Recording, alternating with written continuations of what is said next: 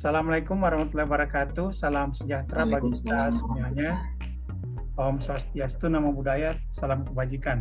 Perkenalkan kami, saya Zulham Sirajuddin dan juga Bapak Adnan Angelan. Kami merupakan peserta pelatihan dasar CPNS tahun 2022, gelombang 5 angkatan 15. Dalam video ini, kami akan melakukan wawancara dengan tema isu kontemporer dengan narasumber mentor kami, yaitu Bapak Dr. Supriyo Imran, SPMSI. Beliau merupakan dosen peneliti di jurusan Agribisnis Fakultas Pertanian Universitas Negeri Gorontalo yang juga saat ini menjabat sebagai Wakil Dekan 2 Paperta Universitas Negeri Gorontalo. Baiklah Pak, kami akan memulai.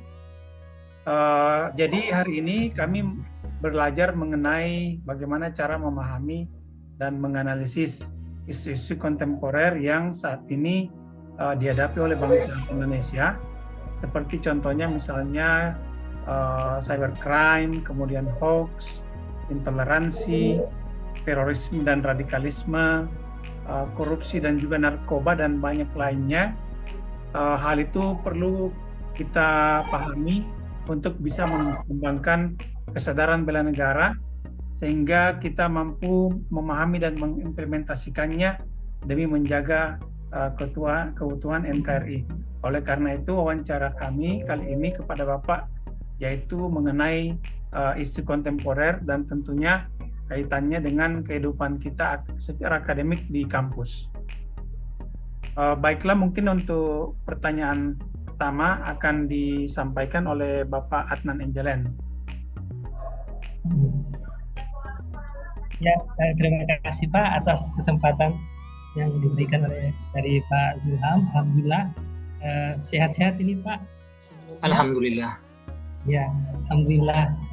Ya Pak, kami langsung saja Pak untuk pertanyaan pertama. Kalau menurut Bapak kalau misalnya di sekitar kita, di sekitar kampus kita atau di dalam kampus kita ini selalu terjadi persoalan dengan berbagai dinamikanya, di mana persoalan atau masalah tersebut kadang tiba-tiba muncul seketika. Nah, menurut Bapak sebagai mentor kami, mohon arahan penjelasannya, mengapa seorang ASN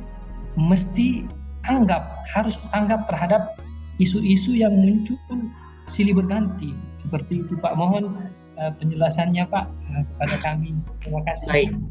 Ya, terima kasih atas pertanyaannya.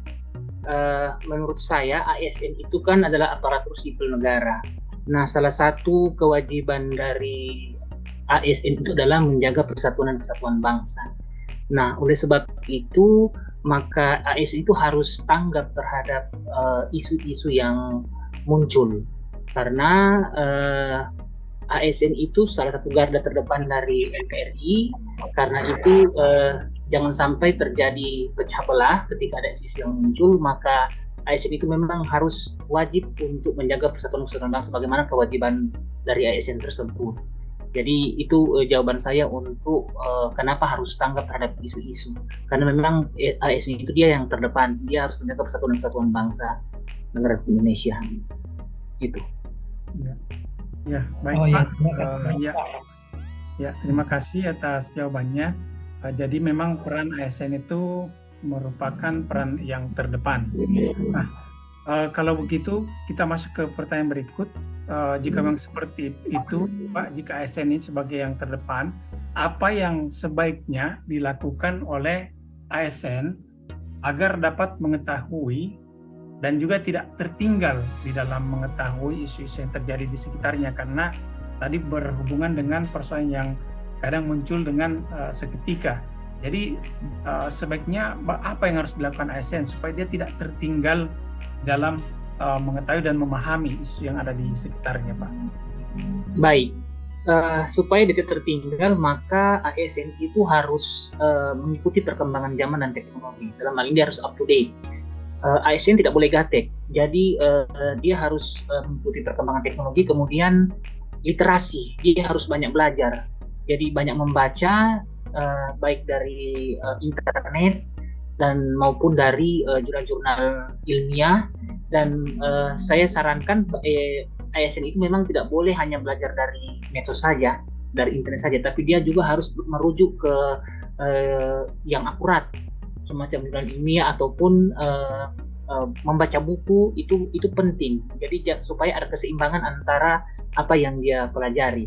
Jadi ini tidak boleh tertinggal oleh ASN itu, karena dengan literasi yang benar dari berbagai sumber itu bisa menjadikan input bagi dia ketika menanggapi suatu masalah. Intinya ASN itu harus belajar terus-menerus.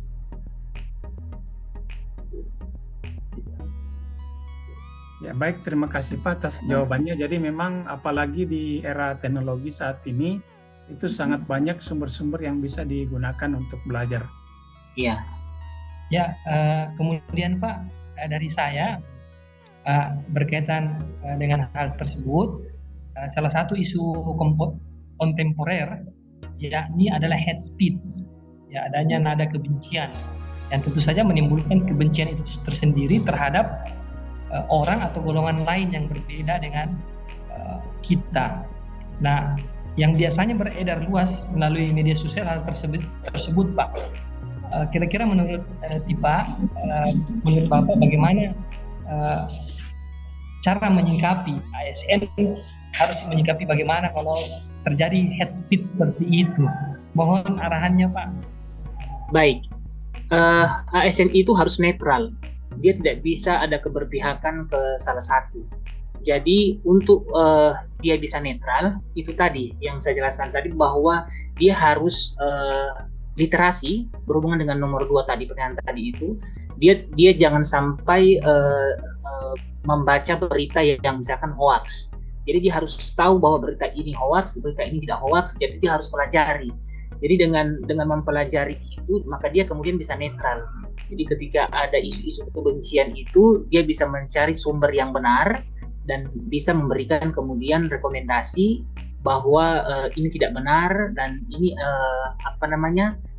dia tidak akan bisa berpihak ke golongan manapun. Jadi ketika ada isu kebencian itu, maka bisa di-counter dengan apa yang dia pahami ketika dia mempelajari dengan benar isu-isu tersebut. Kemudian bagi saya perbedaan itu sebenarnya adalah rahmat. Jadi kalau misalkan perbedaan itu kemudian bisa menjadikan satu hikmah di dalamnya, maka itu akan lebih memperkokoh sebenarnya kalau kita menyikapinya dengan benar. Saya kira itu. Ya, baik Pak. Ya, jadi menarik sekali Pak jawabannya tadi, yang memang apalagi di media sosial itu sangat mudah bertebaran yang sering kita dengar dengan istilah hoax, karena itu kan cukup dengan menekan tombol share misalnya, itu sangat cepat bisa beredar, sehingga betul bahwa ASN memang harus belajar memilah informasi yang benar.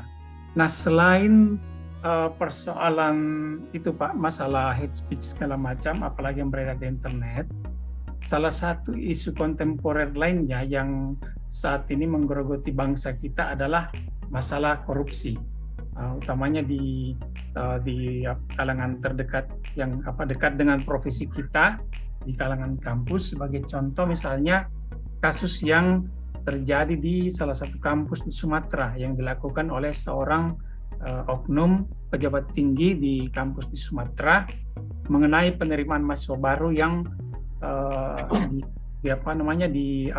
dicurigai atau bahkan dituduh menerima sejumlah uang yang cukup besar untuk bisa meloloskan mahasiswa tersebut.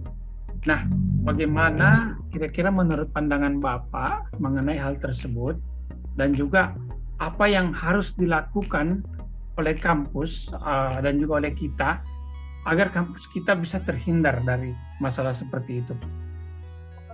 Baik, terima kasih.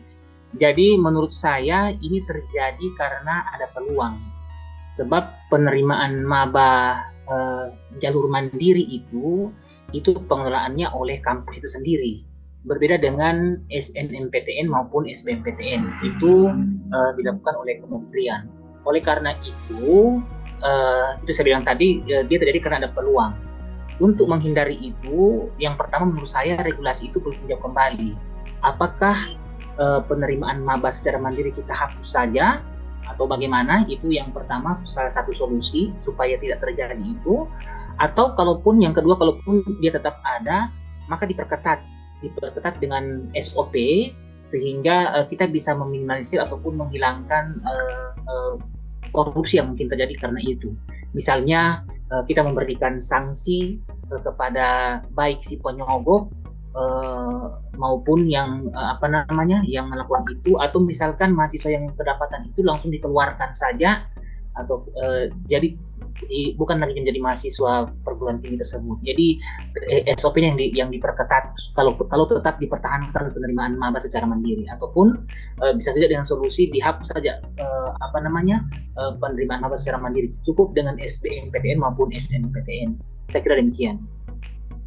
Ya, baik Pak, terima kasih atas jawabannya. Jadi intinya di sini adalah bagaimana kita memperbaiki sistem penjualan mahasiswa baru yang bisa saja masih ada kecolongan di dalamnya. Ya. Dari Pak Adnan mungkin ada tambahan? Alhamdulillah cukup Pak, sangat mencerahkan masukan dari mentor kita. Alhamdulillah, semoga penjelasan beliau bisa menambah wawasan kita Pak. Ya, terima kasih Pak. Oke, baiklah, terima kasih kami ucapkan kepada narasumber kami dan juga sekaligus mentor kami Bapak Dr. Supriyo Imran.